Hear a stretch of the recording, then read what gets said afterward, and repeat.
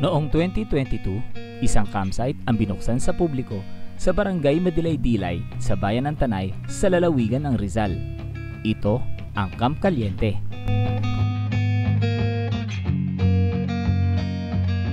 Pero sa hindi inaasahang pagkakataon, ang campsite ay dumanas ng pagkasira dahil sa mga nagdaang bagyo. Nakakalungkot.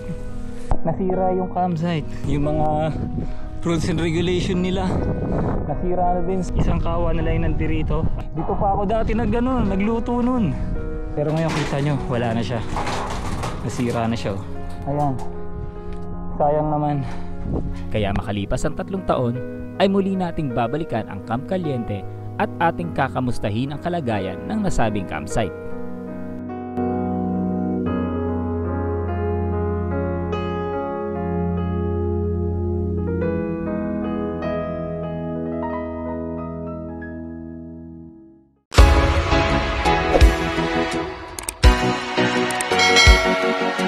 Okay, so kasalukuyan tayong nandito ngayon sa Barangay Sampaloc dito sa Tanay, Rizal.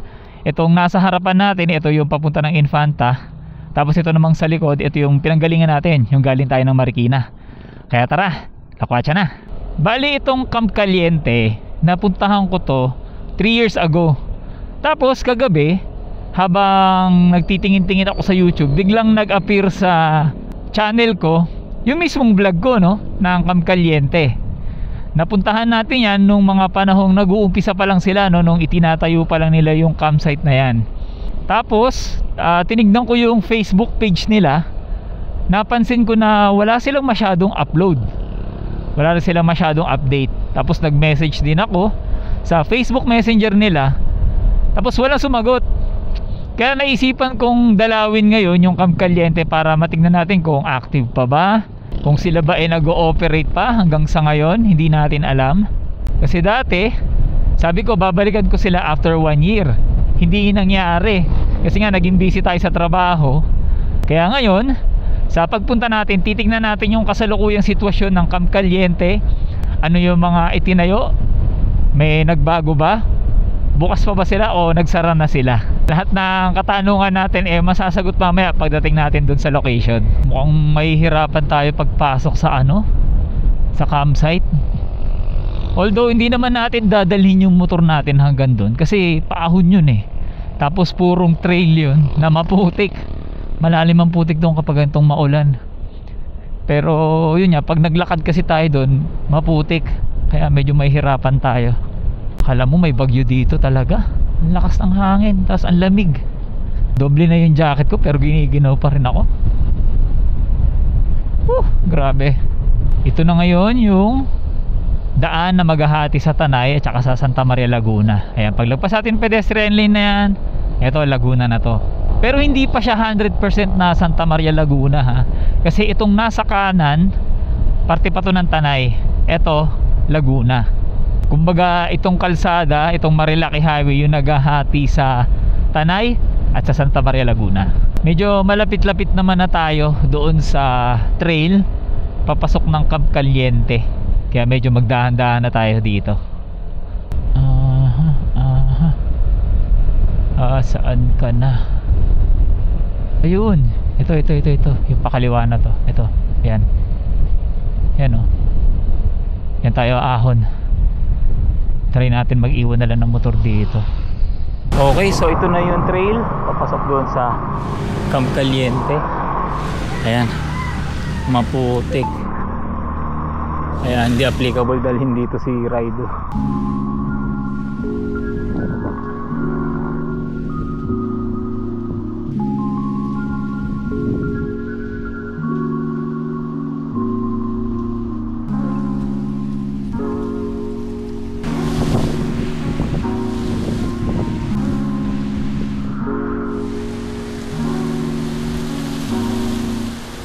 Actually 3 years ago, nung huling punta ko dito sa Camp Caliente, ganito din yung sitwasyon. Maulan din, maputik. Tapos dala-dala ko pa yung mountain bike ko nun, si Blake. Full pack pa, no? Kasi nandoon yung mga tent, mga gamit pang hiking. Kaya medyo nahirapan akong umahon dito Kaya nangyari yung katiwala, sinundo na lang ako. Tapos siya yung nagbuhat ng bike, tapos ako yung nagbuhat ng mga bag. Kasi sobrang hirap talaga umahon dito. Tingnan nyo yan, oh. Napaka ano talaga, lusak. Dahil hindi pa siya naayos, ilang taon na.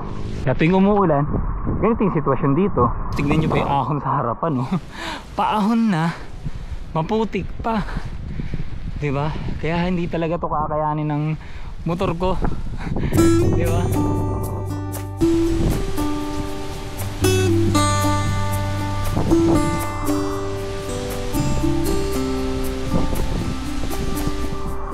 Boots ko, ang kapal na ng putik. Buti nakaboots tayo. Ayan. Hindi madulas yung ano, pagtapak natin sa putik. Kung hindi sana maulan, maganda yung view dito eh. Ayun, oh, pakaganda. Kaso natatabunan ng ano, hamog dahil sa ulan. Doon sa baba, oh, may campsite. Ang ganda, oh. Campsite ba yun o parang private property lang? Ganda yun. Ano siya, Little Bukid nun yung pangalan ng campsite. Ayan. Grabe yung daan, oh. Mas masahol siya ngayon kumpara ng huling punta ko dito. Ayun, oh, ang lalim ng ruts, oh.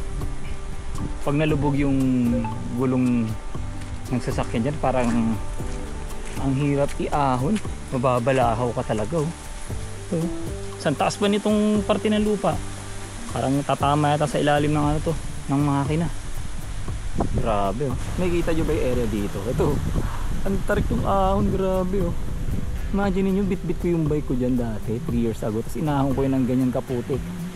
Talagang lawit dila ako sa hingal dyan. May ano po, 4x4 pa, pababa, dito tayo sa gilid. Baka madali tayo nyan. Baka biglang dumaos doon. Yun yung sasakyan. Nakakatakot, grabe. Wala.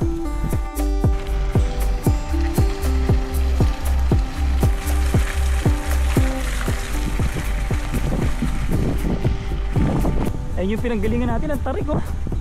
Grabe. Bilib ako dun sa ano, driver ng 4x4.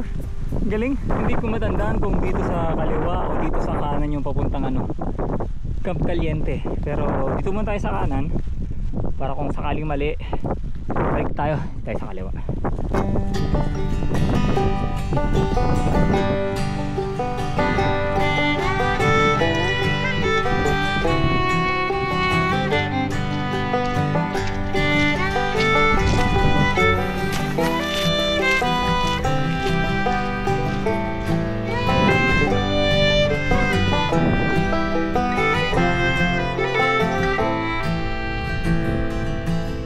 Ako sigurado, pero parang ito na ito yung natampak ng gate.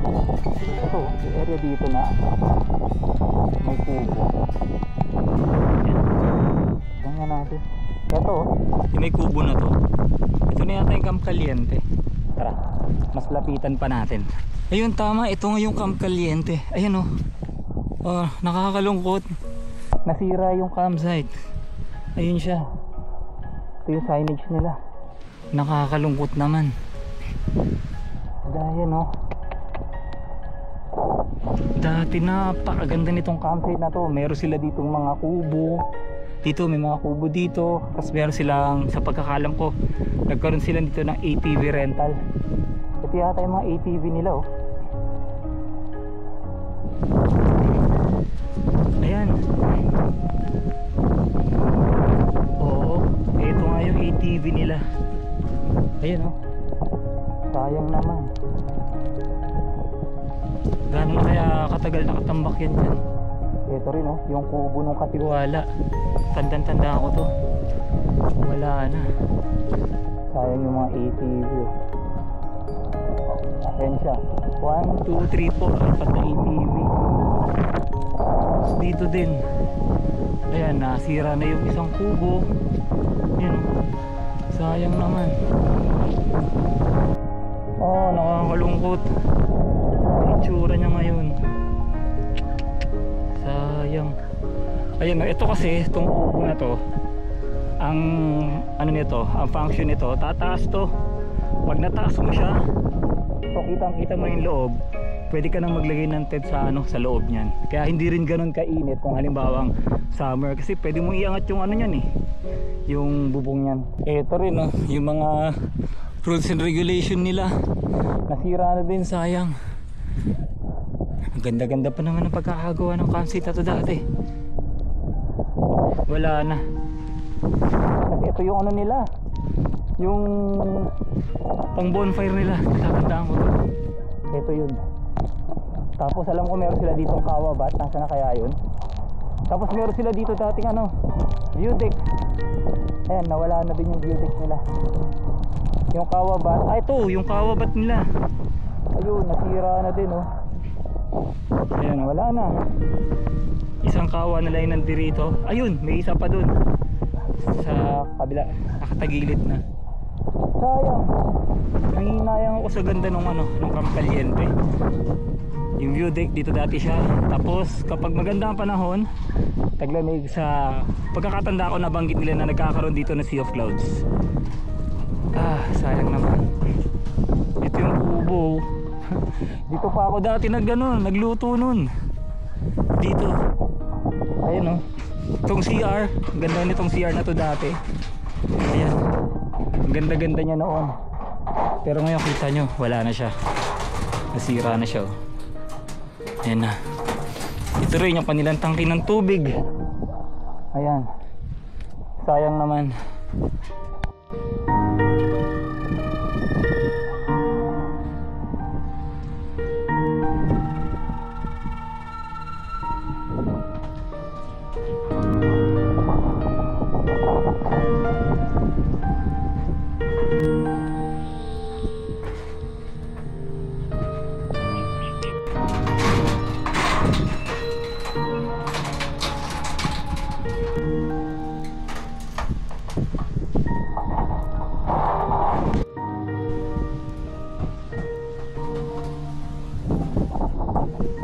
Sayang lang at maulan tsaka mahangin, kaya hindi tayo makapagpalipad ng drone para makita ninyo mula sa taas yung ano, sitwasyon ngayon nitong Camp Caliente. At sana sa pamamagitan ng drone shot na to makita nyo rin yung dating ganda nitong Camp Caliente.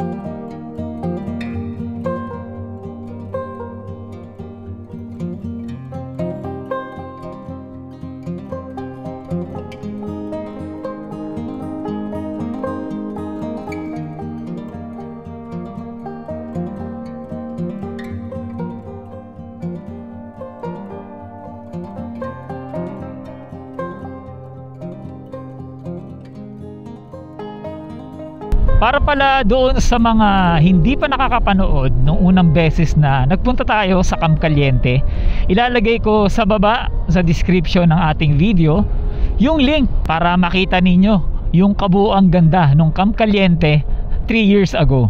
Shoutout pala kay Buddy Charles sa pagbibigay sa atin ng visa para mabalikan natin matapos ang 3 taon itong Camp Caliente na matatagpuan dito sa Barangay Madilay-Dilay, Tanay Rizal. Kaya hanggang dito na lang at huwag na magkakalimutan na ang buhay ay masaya kapag may halong lakwatsa. Salamat!